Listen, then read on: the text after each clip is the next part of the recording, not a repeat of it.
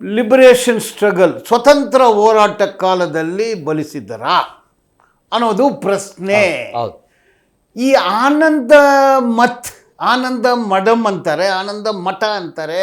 ಈ ನಾವಲಲ್ಲಿ ಯಾವ ಪದಗಳು ಹೆಂಗೆ ಬರುತ್ತೆ ಅಂದರೆ, ಇದನ್ನು ಫಹೀರ್ ರೆಬಿಲಿಯನ್ ಅಂತಾರೆ, ಅದನ್ನು ತಿರ್ಚಿ ಸನ್ಯಾಸಿ ರೆಬಿಲಿಯನ್ ಅಂತಾರೆ. 1863ರಿಂದ 1800ವರೆಗೆ.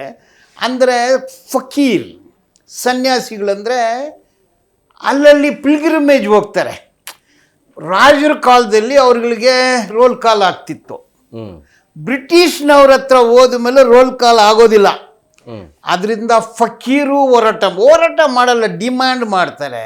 ಸನ್ಯಾಸಿಗಳು ಡಿಮ್ಯಾಂಡ್ ಮಾಡ್ತಾರೆ. ಇದು ಸನ್ಯಾಸಿ ಮತ್ತು ಫಕೀರು. ಈಗ ಸಂಘದವರು, ಸಂಘ ಪರಿವಾರದವರು ಫಕೀರನ್ನು ತೆಗೆದುಬಿಟ್ಟು ಸನ್ಯಾಸಿ ಎಂದು ಉಪಯೋಗ ಮಾಡ್ತಾರೆ. ಇದು ಒಂದು ವಿಷಯ.